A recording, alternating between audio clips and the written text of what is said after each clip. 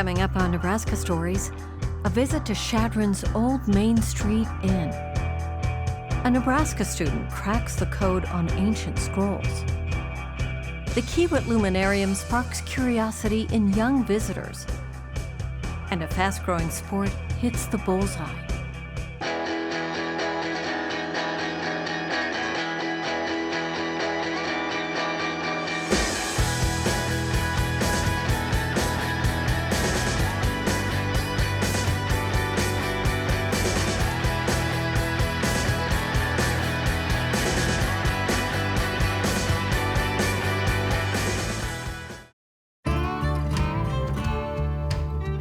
On the north side of Chadron, at the corner of Main and First, sits the Old Main Street Inn and the Long Branch Saloon. In a building that has been around since the birth of Chadron, it's had many owners and seen many guests. One owner was Eva Gore Bracken. Eva came to Chadron in 1946, following a wartime job building planes at the Glen L. Martin bomber plant. There in Chadron, Eva entered into the bar business. One of the ladies in town had a bar on 2nd Street, and she said to Mother, she said, "Eva, I want you to come and take this bar." So Mother took that bar, which was the 77 Lounge. The 77 Lounge became a hit, especially with students at Chadron State College. The college kids would come in, and we have a T-shirt that hangs on the wall that says, "Working on my degree at Eva's 77, because they would come in, they would sit down in the booth and get their homework done, and then they'd drink beer.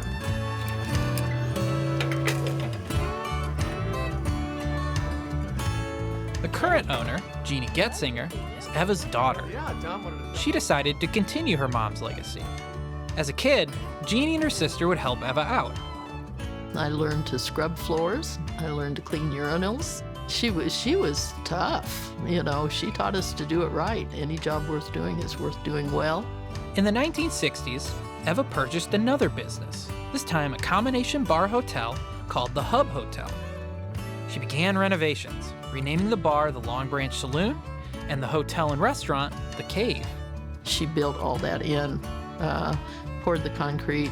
The kitchen wasn't a kitchen. It had been the shower for the YMCA. It was a massive undertaking, and she was brilliant. Nobody else had ever held 2 liquor licenses in Chadron, and so she was very, very proud of that fact. Her establishment became a place that was accepting to all walks of life, as well as a little bit controversial. She brought in the first go-go dancers. These people were entertainers, they weren't strippers, and that caused quite a flurry. It was described as the most uninhibited night spot in western Nebraska, and so it was quite a place. In 1990, Eva sold the bar and hotel to Jeannie, who at the time was working at one of the top law firms in Denver. When I went to work there, my office manager said to me, "How long will you be with us, and what will cause you to leave?" I said, "Well, I'm a mountain climber. And when this mountain gets boring and I need to climb another mountain, then I'll leave." And so this was a pretty good-sized mountain when I got here. And indeed it was, since Jeannie had never run a bed and breakfast before. Unknown to Jeannie, she would soon come onto a surprising history about this building on the corner of Main and First. On that plot of land, in September of 1885, Peter and Maggie O'Hanlon built a hotel named the Chadron House. The Chadron House burnt down, but undeterred, the O'Hanlons rebuilt, naming their new building the Hotel Chadron. The hotel was built 4 bricks thick on the outer walls. It opened on August 8th, 1890 with a social ball. In 1891, General Nelson Miles was assigned to investigate what would become the Wounded Knee Massacre, choosing the Hotel Chadron as his base of operations. In 1901, Peter and Maggie decided to sell the property and move west to California. 2 years later, the property would be bought by the Railroad Young Men's Christian Association, where it would be used not just to house rail crews, but also as a recreation facility. These rec facilities were not just for the train crews, but were also used by the schools within town, one of which would become Chadron State College. The college When they were looking to put a college in western Nebraska, they were considering many different places, but there was already a gymnasium here they could use until they could build their athletic facility. The Railroad YMCA, likely a casualty of the Great Depression, closed in 1931. Soon after, the building was bought and changed into the Commercial Hotel, and then the Hub Hotel. From there, Jeannie's mom bought it, and then Jeannie took over. I didn't know it was the Hotel Chadron. I didn't know any of that history. Had I known that, I would have renamed it the Hotel Chadron. When Jeannie learned about the history of the building, she immediately planned to get it added to the Historical Register. Soon after this discovery, history walked through her door. We had a couple walk in our door, and they're looking for the Chadron House. It's Jack and Barbara Weber. He was the grandson of the people that built the hotel, Peter and Margaret O'Hanlon. And the grandparents were so proud General Miles took headquarters here, so they wanted to come and see it. I took them out immediately to the corner of the building, because on the corner of the building is scratched J. O'Hanlon, and it's very faint. I said, "Is this your family that scratched this in the brick?" And he looked at that and he says, "Oh, that was my Uncle Jack. That's who I'm named after. He was a rascal." But he went 2 bricks down from that. Scratched in the brick is Anna. The ends are backwards. And he said, "This is my mother. She was dyslexic." Nebraska's own Dick Cavett was a regular at the old Main Street Inn. He did just walk in, and we were swamped. So I took him upstairs. We had 1 room left, the General Miles suite. And he said, "Oh, this is lovely. It's just like home." Then I brought him downstairs to get him checked in. And my mom was walking by. And so I said, "Mom, I want you to meet Cavett." He told me his name was Cavett. He didn't say Dick Cavett. Mom just looked at him and she just giggled, and she took her finger and she turned his head to the side. She said, "It's Dick, isn't it?" And he just loved that, because she knew right off. Even today, despite the restaurant portion closing and the hours at the bar becoming more limited, Jeannie still opens her doors to both old and new friends. There's Tess and Don Anderson, who had their first date at the Old Main. He was here early. I was so nervous. I was like, why am I nervous? I had to grab onto the railing. It hit me like it was the most terrifying and exciting and thrilling moment, where something is like a thunderbolt. It hit me and said, "You're gonna spend the rest of your life with this man." I was like, that's a lot to put on the first date. But I went through with it. We had a great time, and we found out even more that we had in common. And that was March 6th, 1998. And I remember that because we got married on March 6th, 1999. So we got married a year to the day of our first date at the Old Main Street Inn. There's my Bucky. There's my Bucky. Tess and Don's dog, Buckwheat, who they got from Jeannie, was born at the hotel. There was Shelley White, who got engaged at the Old Main Street Inn. There was probably, 10 of us sitting around that table, and they started giving us the business about, when are you guys just gonna get together, Will, or when are you gonna propose? And he and Jeannie disappeared. And Will came back with a piece of a crystal chandelier on a green bread tie. So he had a ring to propose with. And that was my engagement ring. There was Dean Myers, who began as a regular at Jeannie's mom's original bar, the 77 Lounge. So we went to the 77 to say goodbye to all our friends, and we were drinking. There's no question about that. And we were in the bar, and we overstayed our time limit, and the bus left town without us, which I guess technically I was AWOL before I even got on a bus to go to the Army. So many coincidences here, and so many stories. It's just amazing. And then I found some Jeannie has built a place that is welcoming and accepting to all. A place where good memories exist and even better friends can be made. A home away from home. Jeannie's has always been a melting pot and a welcome place for, regardless of what your ethnicity or religion or preference on partners, everybody's always welcome at the Old Main.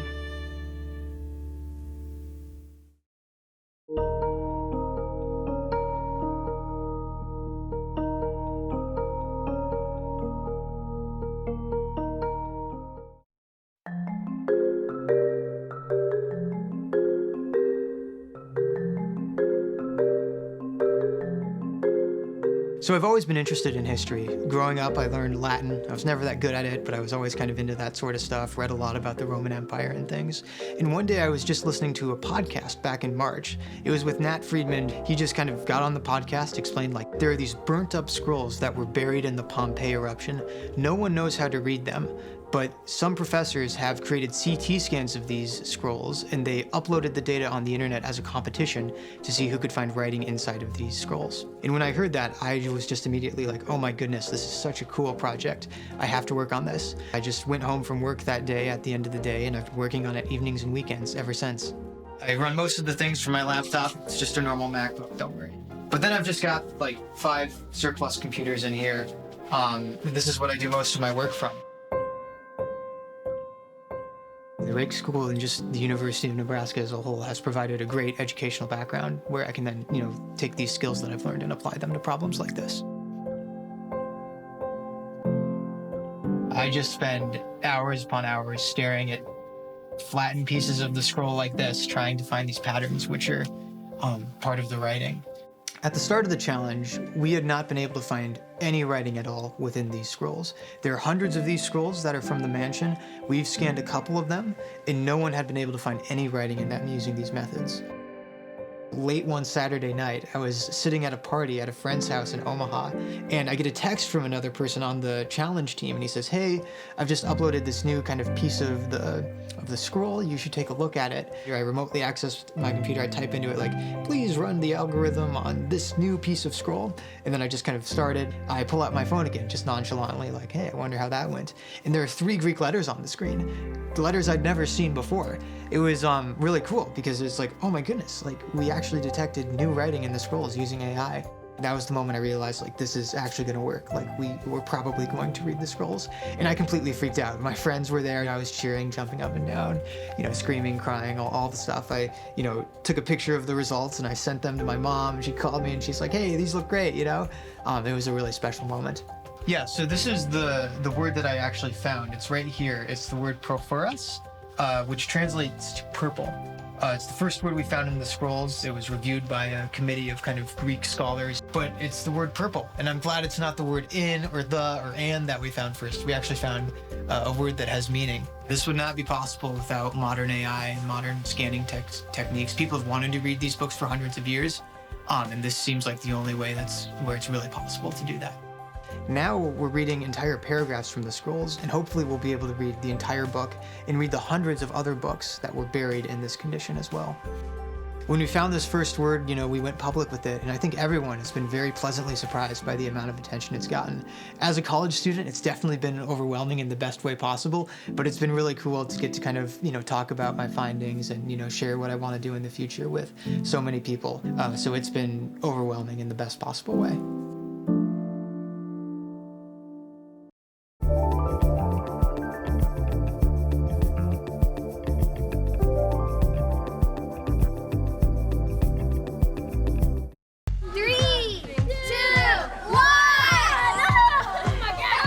There's a lot of teaching and learning happening here, disguised as fun.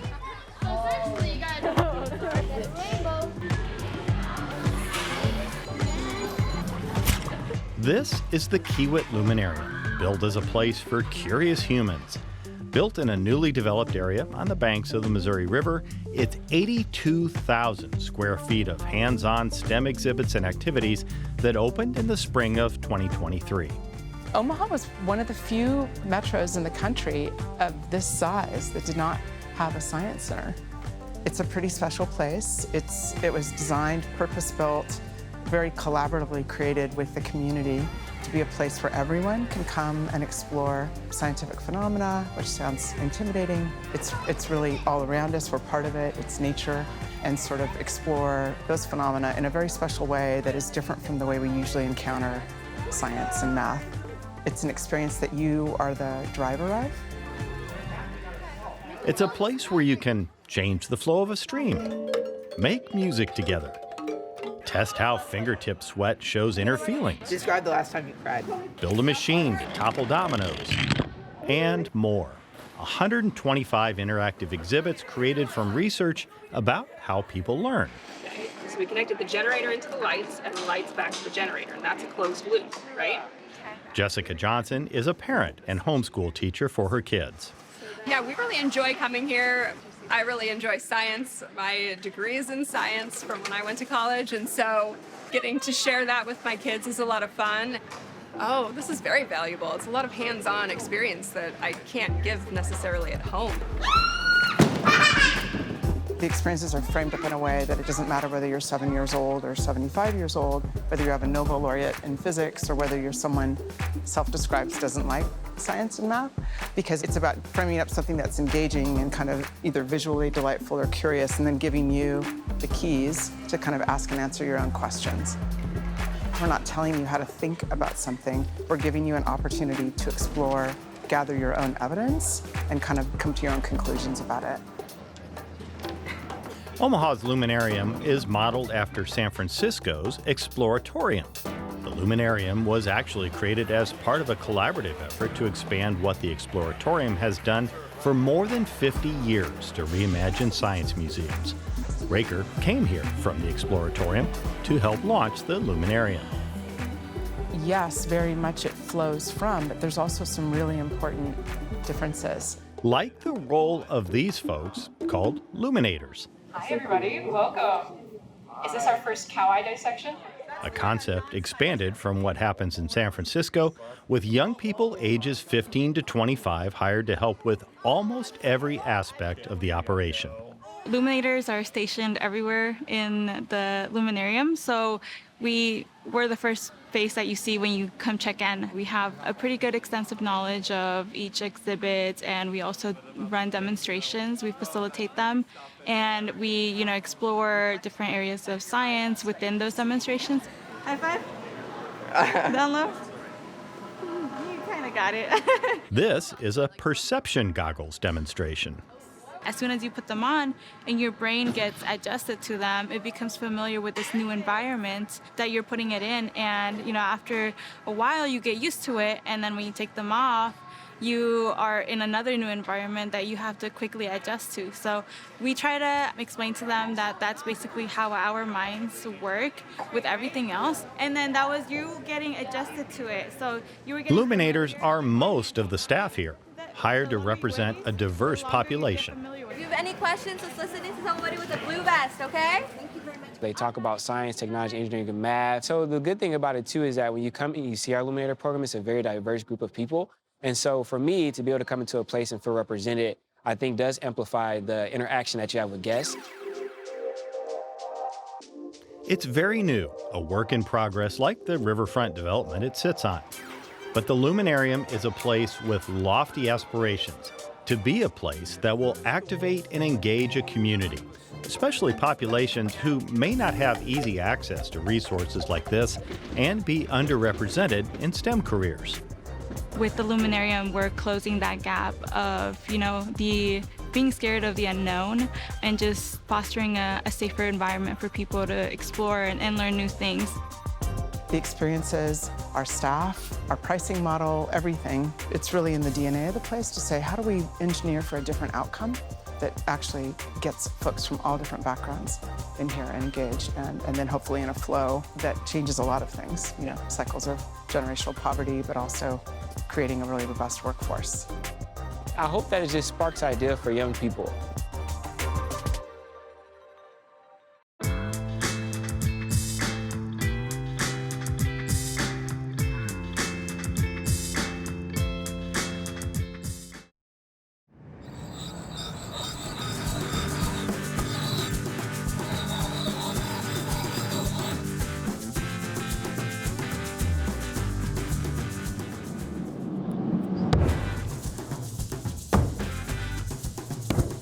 Axe throwing is quickly growing a reputation around the United States and rapidly becoming a popular pastime.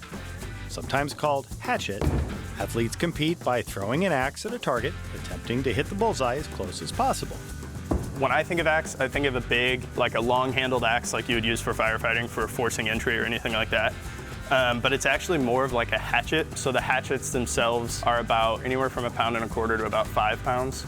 You have to be behind a 12-foot line, and then there's another 15-foot line. There's hatchet, big axe duels, knife throwing, stuff like that.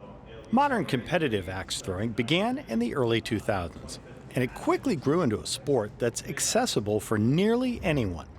With the introduction of axe throwing bars across the country, more and more people have been introduced to the pastime while enjoying their favorite drink.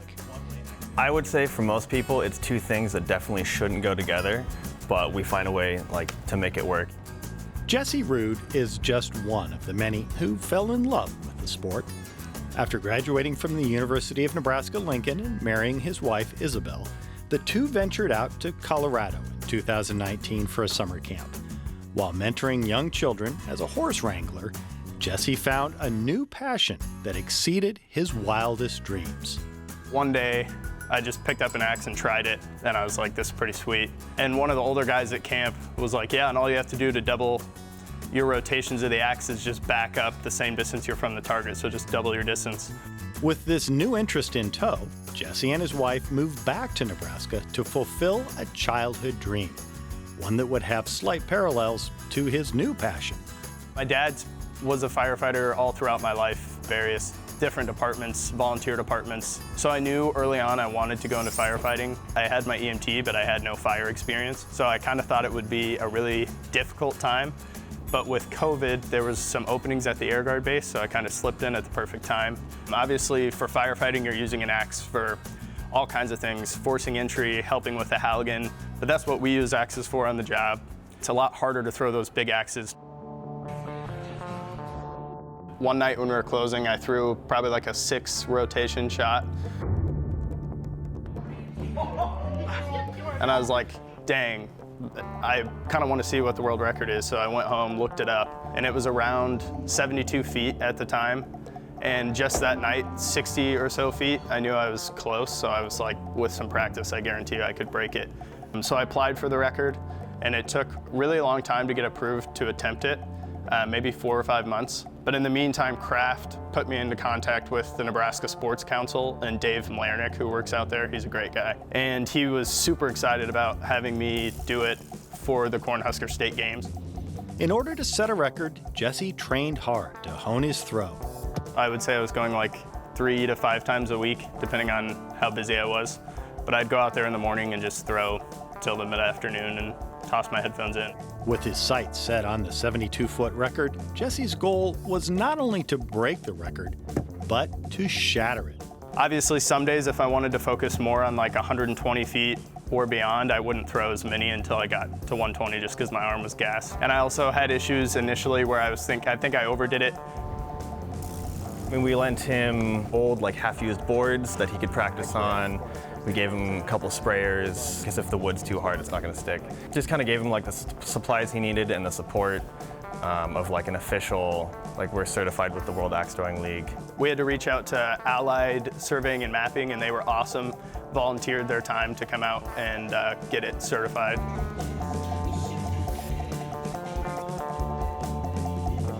I think most of the nerves came from like the questions I was getting on the day of, where people were saying like, what kind of percentage are you hitting from like 75 feet plus? And I was like, well, I've never thrown in front of people ever. And I was pretty nervous after about 8 or 9 that I invited all my friends and family to come watch me not stick an axe. But then I think I really relaxed, took a couple deep breaths.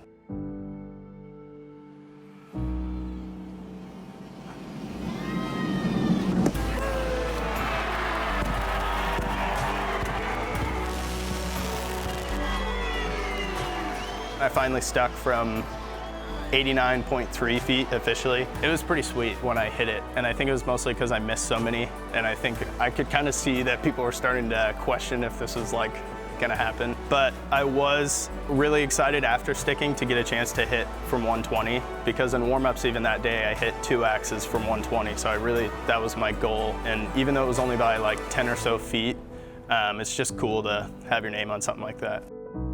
He comes from a small town, I come from a small town, different small towns, but still, like, for that world record to be held by someone who came from rural Nebraska, I think that part was like the coolest part for me. I would love to do it again. It was kind of a lot of hoops initially to jump through, and I kind of just enjoying the time of not setting anything up. As Jesse looks to the future and potentially defending his world record, the popularity of axe throwing continues to spread. Some people do, you know, like spa days, stuff like that. For a lot of people that come here, it's how they forget about a bad day at work or stress or whatever. It's just something to get your mind off of whatever you're going through.